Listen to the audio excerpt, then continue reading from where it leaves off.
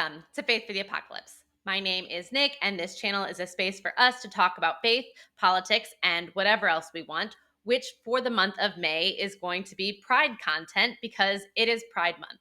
So we are going to be dedicating our weekly Devo videos to the intersection of faith and LGBTQ identity and justice. If you are new to the channel, welcome. We're so glad you're here. Please like, subscribe, and turn on notifications so you know when I am posting a new video. I also want to let you know that in addition to these weekly Devo videos, I also send out daily Devo emails. If you are interested in receiving those daily devotionals, you can find more information and sign up at the link below. So it is Pride Month, so we are going to be doing Pride content, but I do want to give a little bit of a caveat that we are going to be starting in kind of a more depressing place. We are at a time of what seems like unprecedented attacks and assaults on the LGBTQIA plus community. And I think it can be really helpful to look at our harmful past to understand how we got to this place before we turn our attention towards kind of unlearning damaging theology and opening ourselves up to the beauty and genius that LGBTQ people and communities have to offer and reflect on our call to interact in the world.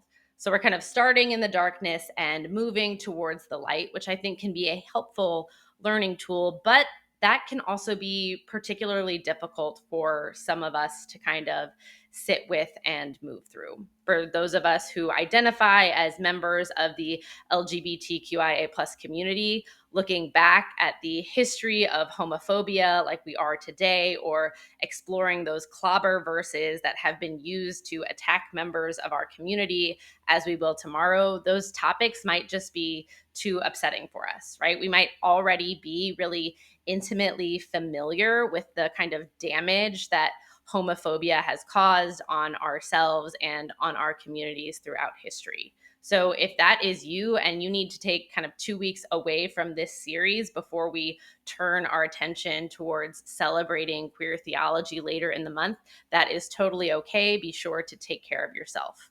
I do want to let you know that I will be posting a kind of secondary summer series throughout June and July. So if you are interested, you can pop back into the channel on Saturdays to join our series called Rebellions Are Built on Hope, where we will use the new hit Disney Plus TV show Andor to kind of reflect on our own call towards rebellion and resistance in light of our own kind of growing empire. So if the kind of depressing Pride content isn't for you, come back to this series in 2 weeks. Otherwise, we'll check you out on Saturdays for that Andor series.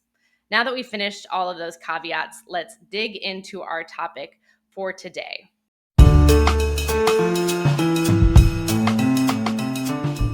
Today's topic is How Did We Get So Hateful? A Brief History of Christian Homophobia.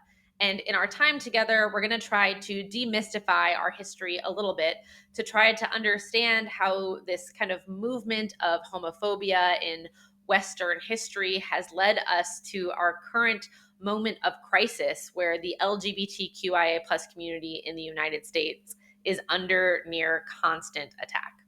As someone who grew up myself in the Bible Belt in the middle of the culture wars of the 90s and early 2000s, I was kind of given this version of history that taught me that homophobia and the marginalization of queer people was some great unavoidable movement of history and nature.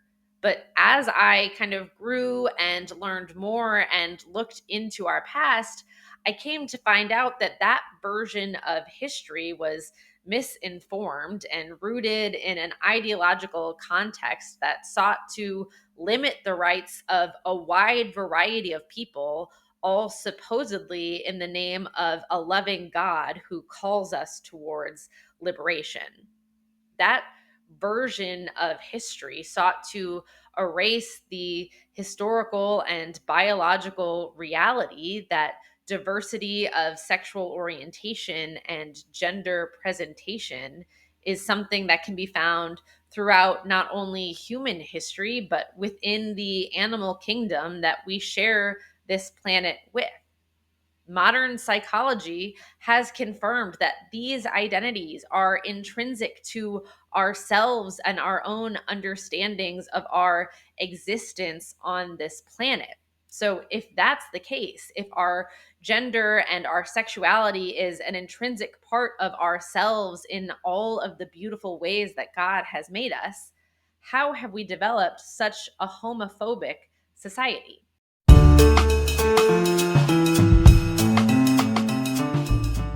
Homophobia is actually a relatively modern invention, and that's because the idea of homosexuality itself is also relatively modern in human history. The word homosexual was first used in print in 1869 in a German pamphlet that advocated for the repealing of Prussia's anti sodomy laws. And the philosopher Michel Foucault reminds us that before the 19th century, humans didn't think about their sexuality as an identity, as a part of who they are, because that kind of concept of self and identity comes about post Enlightenment. Prior to this time, when people thought about sexuality, they wouldn't have thought about an identity, but rather would think only about the sex acts or the acts that we participated in with one another. The concept of someone who has a sexual identity and is a part of a kind of long term loving relationship, as we now would understand many LGBTQ relationships to be, was something that was foreign to humans for a large swath of our history. In the ancient world, there were a variety of different cultures that had different relationships with the kind of sex acts that they found appropriate and within the bounds of their normal society. In the Middle Assyrian law codes, it was illegal for male to male sexual relationships to happen within the military, but they were perfectly fine outside of it.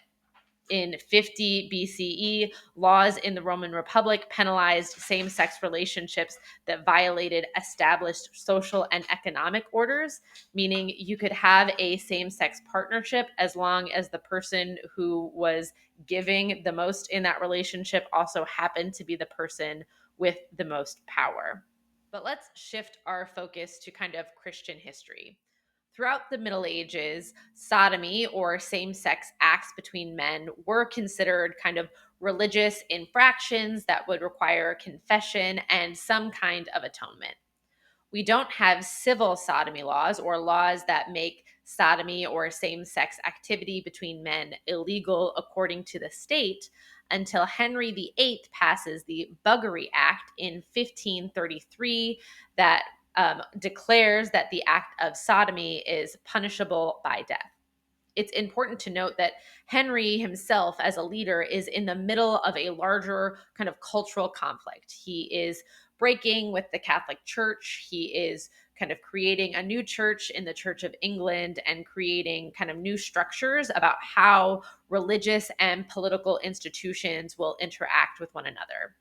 At the same time, he's dealing with rumors and his own kind of fragile masculinity. And we see the beginning of a pattern that we will see kind of throughout our own history here in the United States as well, where cultural conflict leads to the kind of marginalization and limiting of rights or attacks on people who are vulnerable in our society. There is a need to exert control, so the LGBTQ community is attacked. This is something that we will see again and again and is illustrated in the Victorian age when Oscar Wilde is charged with 25 counts of gross indecency for his love affair with another man in 1895. In fact, many people would argue that Oscar Wilde is the first individual who is himself a homosexual, because how he is kind of referred throughout that trial is not just somebody who has kind of committed this act of sodomy, but rather is somebody who is in this kind of long-term same-sex relationship with another man that is not just an action he does, but is a part of his identity. Following Oscar Wilde's trial, there is this kind of larger panic in Victorian society about the kind of nefarious influence of these homosexual people and the way that they might destroy our society. Of course, this is fitting into the kind of larger context and anxiety within the Victorian age, where there has been the Industrial Revolution and everything is changing. So there is this drive, once again, for control, which plays out in a variety of avenues in how people think about sex, sexual acts, and sexuality.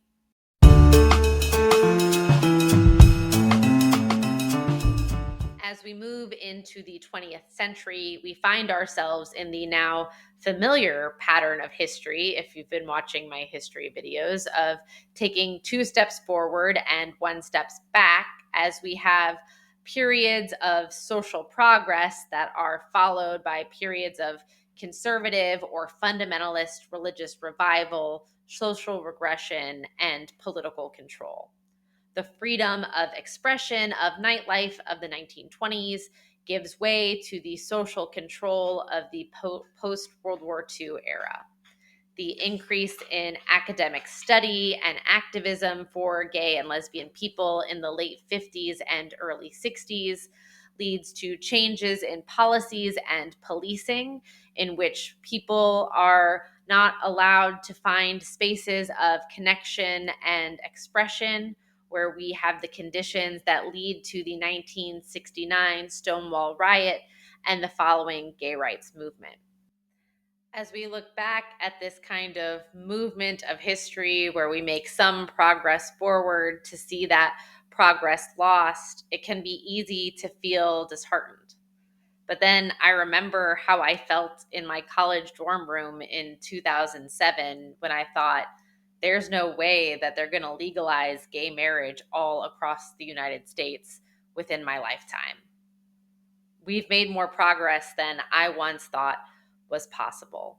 And so sometimes it's helpful for me to stop and reflect on the wins that we've made, the ways the LGBTQIA plus community and their movements have made a better world for people of all identities. So before we kind of close out for today, I just want to take a minute to look at some drastic changes that happened between 1952 and 2020.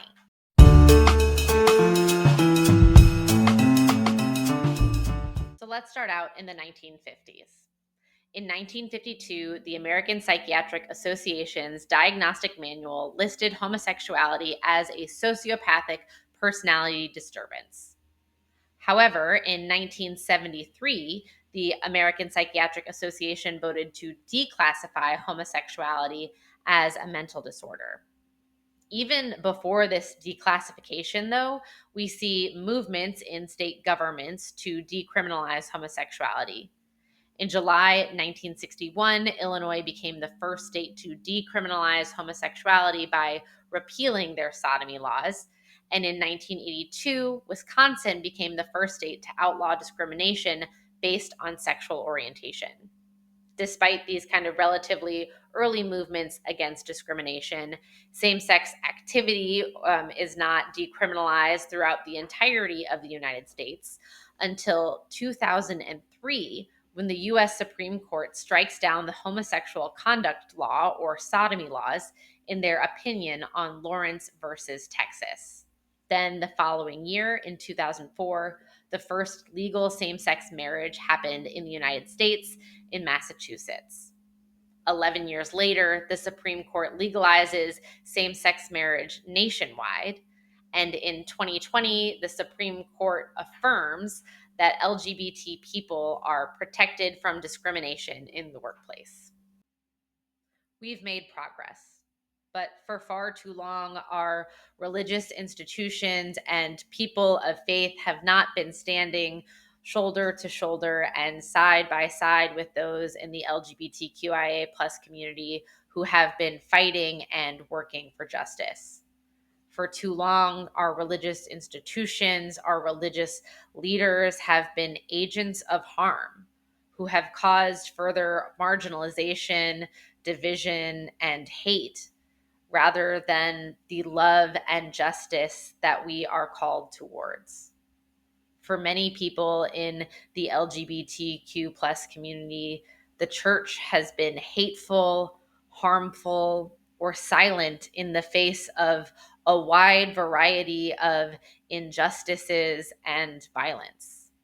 From the AIDS crisis to the need for support as we fought for gay rights in more recent history, to our current kind of struggles around inclusion for transgender people, too many people in the queer community have seen religious people be silenced on these issues of justice. As people of faith, it is our responsibility to love and serve our neighbors.